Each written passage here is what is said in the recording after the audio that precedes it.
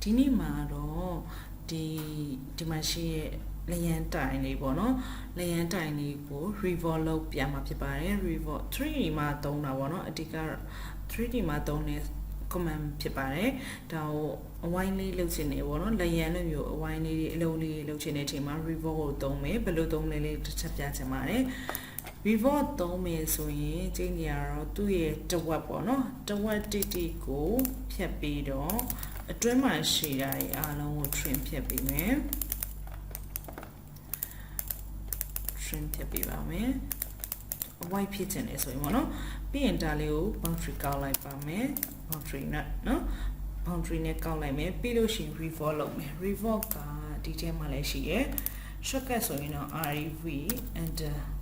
the revolve မဲ့ object ကတစ်ဆက်တည်းဖြစ်နေရမယ်နော် 3D မှာ extrude ပဲတင်နေပါ command မဲ့33အားလုံးကတစ်ဆက်တည်းဖြစ်မှာပဲဆွဲလို့ရတယ်အဲတော့ revolve ကလည်းတစ်ဆက်တည်းဖြစ်တဲ့ဟာကိုပဲ revolve လုပ်လို့ရမယ်နော်ပြန်ပြမယ် rev enter select object enter base point axis ကောက်ခိုင်းတယ်ဒီကနေပြီးတော့ဒီကိုကောက်လိုက်မယ်ကိုက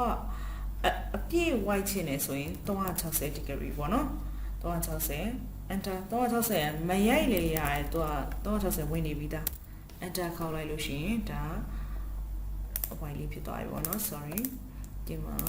ကြောင်ပြပါမယ်ဒါဆိုလို့ရှိရင်လျံလေးတွေဆွဲခြင်းနဲ့ဒီလို white ဆွဲခြင်းတွေဆိုရင် revolve သုံးလို့ရပါတယ်ရှင်